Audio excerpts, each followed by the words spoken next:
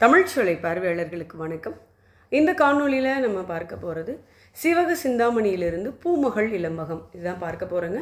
இளங்கலை தமிழ் 2ஆம் ஆண்டு பயிலக்கூடிய மாணவர்களுக்கு கல்லூரியில் இந்த பாடமானது பாடத்திட்டத்தில் இருக்குங்க. இந்த பகுதியானது பாடத்திட்டத்தில் இருக்குங்க. சரி, இந்த பகுதியில் இருக்கக்கூடிய செய்தியை நம்ம சுருக்கமாக பார்க்கலாங்க. வெற்றி பெற்ற பிறகு சீவகன் ராசமாபுரத்துக்குள்ளே உள்ள நுழையிறான். அப்போ என்ன மாதிரியான நிகழ்வுகள் எல்லாம் அங்கே நடக்குதுங்கிறது தான் இந்த பகுதியில் இருக்குங்க. பகை மன்னர்கள், அதாவது நம்ம சீவகனுக்கு எதிரான பகை மன்னர்கள் எல்லாம் இப்போ சீவகனுக்கு அடிபணிஞ்சாச்சு. அவங்க என்ன பண்ணுறாங்க அப்படின்னா, பெரிய பெரிய அந்த வெற்றி பொருந்திய யானையை உடைய அந்த பகை மன்னர்கள், அந்த பகை மன்னர்கள் எல்லாம் சீவகனுக்கு அடிபணிந்து இருக்காங்கங்க. சீவகனுக்கு யானையுடைய மன்னர் கைதொழ, அவங்களெல்லாம் கைதொழுது வணங்குறாங்க. அவர்கள் வணங்கும்படி சீவகன் இந்த ராசமாபுரத்துக்குள்ளே நுழையிறான். சரி, அப்போ இந்த சீவகன் எப்படி இருக்கிறான் அப்படின்னா, முருகனை போன்று, அதான் இங்கே சொல்கிறாங்க. அந்த சீவகன் பார்ப்பதற்கு எப்படி இருக்கான்னா, சூரபத்மனை எல்லாம் வென்ற அந்த முருகனை போன்று சீவகன் அப்படின்னு சொல்கிறாங்க. அப்படி அந்த சீவகனை என்ன பண்ணுறாங்க, எல்லாரும் புகழ்ந்து பாடுறாங்க. அது மட்டும் இல்லை, அவனுடைய பகைவர்கள் தான் புகழ்கிறாங்க சீவகனை. அந்த பகைவர்கள் எப்படி இருக்காங்க அப்படின்னா, காட்டில் இருக்க சிங்கமும் புலியையும் ஒத்த அந்த பகைவர்கள் வருந்துறாங்க. அப்படிப்பட்ட அந்த பகைவர்கள் சூரபத்மனையெல்லாம் வென்ற முருகனை போன்ற சீவகனை புகழ்ந்து பாடுறாங்க. அது மட்டும் இல்லை, மயில்கள் போல பெண்கள் என்ன செய்கிறாங்க அப்படின்னா கூடுகிறார்கள், சிவனை சுற்றி கூடுகிறார்கள். சச்சந்தனை அழித்த கட்டியங்காரன், ஏன்னா சச்சந்தன் தானே சீவகனுடைய தந்தை. அந்த சச்சந்தனை சூழ்ச்சியால் யார் அழித்தா அப்படின்னா கட்டியங்காரன். சரி, அப்படிப்பட்ட அந்த கட்டியங்காரனை, தன்னுடைய தந்தையை அழித்த அந்த கட்டியங்காரனை சீவகன் என்ன பண்ணிட்டான், அழிச்சிட்டான். போரிட்டு அழித்து ஒழித்துட்டான் சீவகன் அப்படின்னு சிலர் புகழ்கிறாங்க. இன்னும் சிலர் என்ன சொல்கிறாங்கன்னா, குணமாலைக்கு கணவனை பிரிந்தவள் என்ற பழி இன்றே தீர்ந்தது அப்படின்னு சில பேர் சொல்கிறாங்க. அதாவது சீவகன் கூடும் பொழுது அங்கே இருக்கிற ஒவ்வொருத்தரும் என்ன மாதிரி சொல்கிறாங்க அப்படிங்கிறத சொல்கிறாங்க. அடுத்து என்ன பண்ணுறாங்கன்னா, மேலே மாடத்து உச்சியிலிருந்து சில பேர் மகளிர் மற்றவர்கள் என்ன செய்கிறாங்கன்னா, சீவகன் மேலே மலர் மாறி பொழிகிறாங்க. அதாவது மலர்களெல்லாம் தூவி, அப்படியே மழை போல் தூவி அவனை வாழ்த்துறாங்க. சரி, இன்னும் சிலர் என்ன பண்ணுறாங்க அப்படின்னா, சீவகனை பார்த்துட்டு அந்த மங்கையர்கள் அவன் மேலே ஆசைப்பட்டு, பேர்பட்ட ஒரு வீரனா அப்படின்னு அவன் மேலே ஆசைப்பட்டு உடல் மெலிந்து போகிறாங்க.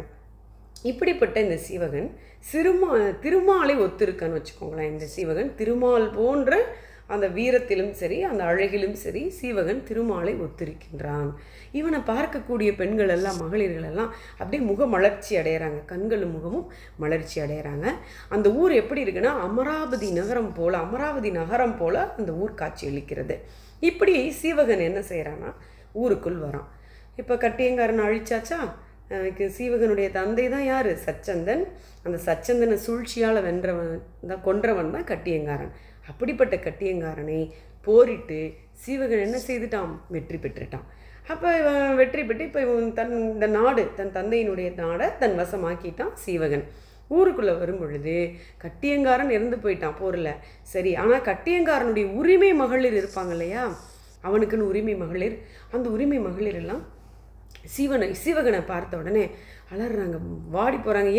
ஏன்னா தன்னுடைய கணவன் உரிமை மகளிர் அப்படிங்கிறவங்க கட்டியங்காரனுக்கு உரிமை உடையவர்கள். இப்போ கட்டியங்காரன் இறந்துட்டான். சீவகனை பார்த்தோன்னா இந்த பெண்கள்லாம் பயப்படுறாங்க, அச்சப்படுறாங்க, வாடி போகிறாங்க. சூரியனை கண்டு ஆம்பல் பூ போல் வாடி போகிறாங்க. வீரர்கள்லாம் போயிட்டு அரண்மனைக்குள்ளே புகுந்து கட்டியங்காரனுடைய உரிமை மகளிரையெல்லாம் நீங்கள் வெளியே போங்க அப்படின்ட்டு வெளியேறுமாறு ஆணையிடுறாங்க. இனிமேல் அவங்களுக்கு இந்த இடம் சொந்தம் இல்லையா, கட்டியங்காரனை இறந்து போயிட்டான் இல்லையா, அப்போ நீங்கள் வெளியேறுமாறு என்ன செய்கிறாங்கன்னா வீரர்கள் போய் ஆணையிடுறாங்க. அந்த ஆணையை கேட்டுட்டு அந்த உரிமை மகளிர், கட்டியங்காரனுடைய உரிமை மகளிரெல்லாம் கண்ணீர் விட்டு பொறுமை அழுதுகிட்டே வெளியே புறப்பட தயாராகிறாங்க. அவங்க கால்களெல்லாம் கொப்புளம் ஏற்படுற மாதிரி தரையில் கடந்து போகிறாங்க. அவர்கள் என்ன பண்ணுறாங்க, இவர்கள்லாம் யார் அப்படின்னா கட்டியங்காரனால் பாதுகாக்கப்பட்டவங்க இவ்வளோ நாள் அந்த மகளிரெல்லாம். அப்போ அதில் சில மகளிர் எப்படி இருக்காங்க, சூழ் கொண்டு இருக்கிறாங்க, கருவுற்றி இருக்காங்க, இளம் சூழ் உடையவர்களாக இருக்காங்க, நிறைமாத கர்ப்பிணியாகவும் இருக்கிறாங்க அந்த உரிமை மகளிர் எல்லாம். அவங்களாம் சீவகனை பார்த்துட்டு அப்படியே புளியை கண்ட மான் போல் எல்லாம் நடுங்குறாங்க. சீவகன் பார்க்குறான், சீவகன் பார்த்துட்டு கட்டியங்காரனுடைய பட்டத்தரசியை பற்றி வினாவறான். என்னாச்சு, கட்டியங்காரனுடைய பட்டத்தரசிகள்லாம் என்னாச்சு அப்படி அவங்க நிலை என்னன்னு சீவகன் கேட்குறான் அங்கே இருக்கிறவங்கக்கிட்ட, வீரர்கள்கிட்ட. அப்போ அவங்க என்ன சொல்கிறாங்கன்னா, கட்டியங்காரன் இறந்த செய்தியை கேட்ட உடனே அவனுடைய பட்டத்தரசியும் என்ன பண்ணிட்டாங்கன்னா இறந்து போயிட்டாங்க அப்படிங்கிறத சொல்கிறாங்க.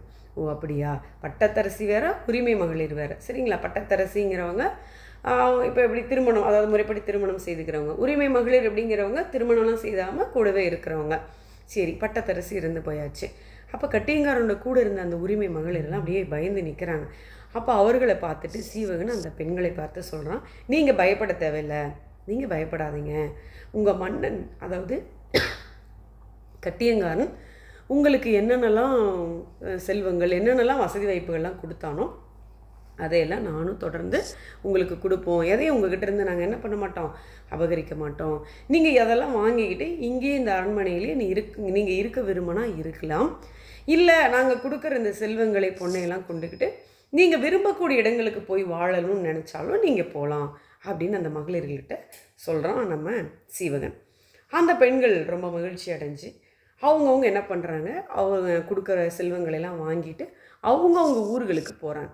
அவங்கவுங்க ஊர்களுக்கு போயிட்டு அவங்களுடைய அணிகலன்கள் இதெல்லாம் நீத்திட்டு கைமை நோன்பு நோட்டுறாங்க. அதாவது கணவனை இழந்தவங்க எப்படி கைமை நோன்புனா தெரியும் இல்லையா, விதவை கோலம் பூண்டு இருப்பாங்க இல்லையா, அந்த மாதிரி கைமை நோன்பு நோட்டு இருக்கலான்ட்டு அவங்க அங்கேருந்து போயிட்டாங்க.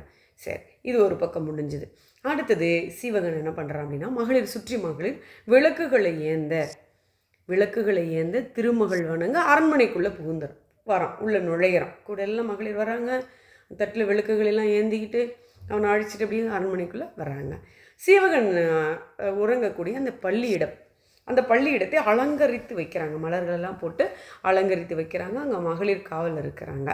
சீவகன் என்ன செய்கிறான், இப்போ போர்க்கோளத்தை எல்லாம் போக்கிட்டு, இப்போ என்ன போர்க்களம் முடிஞ்சு, போரெல்லாம் முடிஞ்சு வெற்றி வாகை சூடி தான் அரண்மனைக்குள்ளே வரான் இல்லையா. இந்த போர்க்கோளத்தை எல்லாம் போக்கிட்டு இப்போது புது புனல் நீராடுறான், மஞ்சனம் நீராடி புதுக்கோளம்லாம் பூண்டு தன்னுடைய ஆடையடிகள்லாம் மாற்றிக்கிறான். சரி, இப்படிப்பட்ட இந்த சீவகன் என்ன செய்கிறான், இந்த போரில் புண்பட்ட வீரர்களாக இருப்பாங்க இல்லையா, அவங்கள நினச்சி பார்க்குறான். சரி, அவங்களுக்கு ஒரு ஆறுதல் சொல்லணும் அப்படின்ட்டு அவன் போய் என்ன செய்கிறான்னா, போரில் புண்பட்ட வீரர்கள், இவனுக்காக தானே எல்லாம் இந்த நாட்டுக்காக தானே போர் செய்கிறாங்க, அந்த வீரர்களுக்கெல்லாம் போயிட்டு ஆறுதல் கொடுக்குறான். ஆறுதல் சொல்லிட்டு தூங்குறதுக்கு வரான். சரி, இந்த போரில் கணவரை இழந்த மகளிர்லாம் இருப்பாங்க இல்லையா, அவங்களாம் துயரத்தில் மூழ்கி இருக்கிறாங்க. அதே மாதிரி வெற்றி பெற்ற வீரர்களுடைய மனைவியர்லாம் எப்படி இருக்காங்க, மகிழ்ச்சியில் இருக்காங்க. இது நடக்கிறது தானே, ஒரு போர் நடந்தால் அவங்க மகிழ்ச்சியில் இருக்காங்க. இப்படி இரவு நேரம் அந்த கண் துயில வருகிறான் யார், நம்ம சீவகன். சரி, இப்படி இருந்துட்டு அன்னைக்கு விடியற் பொழுது எல்லாம் முடிஞ்சு விடியற் பொழுது எழுந்த பிறகு மீண்டும் மாலைகள் அணிகலன்கள் எல்லாம் அணிஞ்சிட்டு வெண்பட்டு உடுத்திக்கிட்டு நறுமண வாசனை திரவியங்களெல்லாம் பூசிக்கிட்டு என்ன செய்கிறான் அப்படின்னா, அந்த ராஜாவினுடைய ஆசனத்தில் ஒரு சிங்கம் போல வீற்றிருக்கிறான் சீவகன். அவனை சுற்றி யாரெல்லாம் இருக்காங்கன்னா, போர் வென்ற அரசர்கள்லாம் சூழ்ந்திருக்கிறாங்க. அது மட்டும் இல்லை, அவனுடைய தோழர் 4 பேரும் இருக்காங்க. தம்பி நந்தட்டன், மாமன் கோவிந்தன், அவனுடைய வளர்ப்பு தந்தை கந்துக்கடன், ஊர் பெருமக்கள், நாட்டில் இருக்கிற எல்லா மக்கள் எல்லாரும் அரண்மனையில் விரைந்து எல்லாம் திரண்டு வந்திருக்கிறாங்க. சரி, அடுத்தது பார்த்திங்கன்னா விஞ்சையர்கள் அனைவரும் இன்னும் என்ன இருக்காங்க அப்படின்னா, தேவர்கள் எல்லாம் அவங்கள எல்லாமே திரண்டு வந்திருக்கிறாங்க. ஓகே, புரோகிதர் வராரு. ஏன்னா ஒரு நல்ல நாள் நேரம் இதெல்லாம் சடங்குகள் எல்லாம் நிகழ்த்துறாங்க, நல்ல முகூர்த்தம் பார்க்குறாங்க. அடுத்து என்ன பண்ணுறாங்க, புது முடி, இப்போ முடி சூடணும் இல்லையா, அந்த புது முடியெலாம் செய்கிறாங்க. நல்ல முகூர்த்தம், நேரம், நாள், நட்சத்திரம் இதெல்லாம் பார்த்து இந்த அடுத்த கட்ட நடவடிக்கைலாம் நடக்குதுன்னு வச்சுக்கோங்களேன். மக்கள்லாம் வியந்து எல்லாம் கூடியிருக்கிறாங்க. என்னென்னலாம் அவங்களுக்கு சம்பிரதாயங்கள்லாம் பண்ணுறாங்க அப்படின்னா, அவங்க 108 குடங்களில் இந்த தேவன் என்ன பண்ணுறாங்க, தேவர்களெல்லாம் 108 குடங்களில் கொண்டு வந்த அந்த பார்க்கடல் நீரால் சீவகனுக்கு அபிஷேகம் செய்கிறாங்க. சீவகனுக்கு எங்கேருந்து 108 குடத்தில் கொண்டு வந்த பார்க்கடல் நீரால் சீவகனுக்கு அபிஷேகம்லாம் செய்து முடிய கவிக்கிறாங்க. அடுத்து தேவதுந்துபி. தேவதுந்துபின்னா இசைகள், இசை கருவிகள் எல்லாம் முழங்குது, தேவர்களுக்கெல்லாம் நிவேதனம் கொடுக்குறாங்க. அடுத்து என்ன பண்ணுறாங்கன்னா மகளிர் கூத்தும் பாட்டும் அதெல்லாம் அங்கே நடத்துகிறாங்க. அரசர்கள் என்ன செய்கிறாங்கன்னா காணிக்கையெல்லாம் கொண்டாந்து கொடுக்குறாங்க, உனக்கு இந்தாங்க அது இதுன்னு பொண்ணும் பொருளும் காணிக்கை செலுத்துகிறாங்க. மங்கள வாழ்த்தெல்லாம் பாடுறாங்க. வெண்கொற்ற குடையின் கீழே சீவகன் சிவகன் இருந்திருக்கான். இந்த பூமகளை புணர்ந்தான் அப்படிங்கிறாங்க. இந்த நிலம் அவனுக்கு என்ன ஆயிடுச்சு, உரிமை ஆயிடுச்சு இல்லையா, தன் தந்தை சூழ்ச்சியால் கொல்லப்பட்டு அடுத்து இவன் பெரியவனாகி அந்த கட்டியங்காரனை போரில் வென்று கொன்று இந்த பூமகள் இந்த நிலமகளை என்ன பண்ணுறான் அப்படின்னா தனக்கு உரிமையாக்கி கொள்கிறான். அந்த செய்தி தான். அடுத்தது பார்த்திங்கன்னா தேவன் சுதஞ்சனன், இது போன இதில் வரும் இல்லையா, அந்த சுதஞ்சனனும் இவன்கிட்ட சீவகன்கிட்ட இருந்து விடை பெற்று போகிறான். மகளிரெல்லாம் என்ன பண்ணுறாங்கன்னா பல்லாண்டு சீக்கிறாங்க. திருமால் மாதிரி இருக்கிற சீவகன் என்ன பண்ணுறாங்க, வீற்றிருக்கிறான் அந்த முடிமன்னர் மண்டபத்தில், அந்த சிம்மாசனத்தில் திருமால் போல் என்ன பண்ணியிருக்கிறான், வீற்றிருக்கிறான். அடுத்து சீவகன் சொல்கிறான், தன் தம்பியை நோக்கி சொல்கிறான், இது நம்ம தான் இப்போ அரசாட்சியை ஏற்றுக்கொண்டோம் இல்லையா, இந்த ஊரில் இருக்கிறவங்கள நம்ம யாரெல்லாம் சிறை வைத்திருக்கிறோம் இல்லையா, இந்த ஊரில் இருக்கிறவங்க எல்லாத்தையும் இல்லை, அதில் தவறு செய்தவங்கெல்லாம் சிறையில் போட்டிருப்போம் இல்லையா, அந்த சிறையை வச்சிருக்கிற அந்த சிறை கோட்டத்தை இடிச்சிட்டு அவங்களாம் என்ன பண்ணுங்க, விடுதலை கொடுங்க, சிறை கோட்டத்தை இடிச்சிருங்க. அடுத்தது 16 ஆண்டு அளவும் தான் நிலவரியை நீக்குங்க, 16 ஆண்டு அளவும் நிலவரியை நீக்குங்க. இந்த செய்தியெல்லாம் முரசு அறிவிங்கன்னு சொல்கிறான். அது மட்டும் இல்லை, அமைச்சரை நோக்கி என்ன சொல்கிறான், அந்தணர்களுக்கு, பிராமணர்கள் இருக்காங்க இல்லையா, அந்தணர்கள் சோதிடர்கள் இவங்களுக்குன்னு இறையிலி நிலங்கள் எல்லாம் கொடுத்துருப்பாங்க. எப்பொழுதுமே இறையிலி நிலங்கள் அவங்களுக்காக கொடுப்பாங்க. அது சச்சந்தன் ஆட்சி காலத்தில் கொடுத்துருந்தாங்க. கட்டியங்காரன் அதை பிடுங்கிட்டான். இப்போ சீவகன் வந்த உடனே என்ன சொல்கிறான்னா, அந்தணர்களுக்கும் ஜோதிடர்களுக்கும் கொடுக்கப்பட்ட இந்த இறையிலி நிலங்களை எல்லாம் எங்கள் அப்பாவுடைய சச்சந்தன் ஆட்சி காலம் போலவே மீண்டும் உங்களுக்கு இறையிலியாகவே நீங்கள் கொடுத்துருங்க அப்படின்னு சொல்கிறாங்க. கட்டியங்காரன் ஆட்சியில் யாரெல்லாம் அதை இழந்தாங்களோ அவங்களுக்கெல்லாம் இரட்டிப்பாக அதை கொடுங்க அப்படின்னு ஆணையிடுறான். அடுத்தது இந்த நாட்டில் பசி பிணி பகை இதெல்லாம் நீங்கணும், நல்ல வாழ்வு சிறக்கணும் அப்படிங்கிறான். 16 ஆண்டுகளுக்கான நிலவரி நீக்கப்பட்டது உன்னுடைய இதில். அடுத்து பார்த்தீங்க அப்படின்னா வேறு யாருக்கெல்லாம் அப்படின்னா நிதியம், உங்களுக்கு நிதி உதவி தொகையெல்லாம் சொல்கிறாங்களா, மானியம் நிதி உதவி, யாருக்கெல்லாம் நிதி உதவின்னு பாருங்கள்.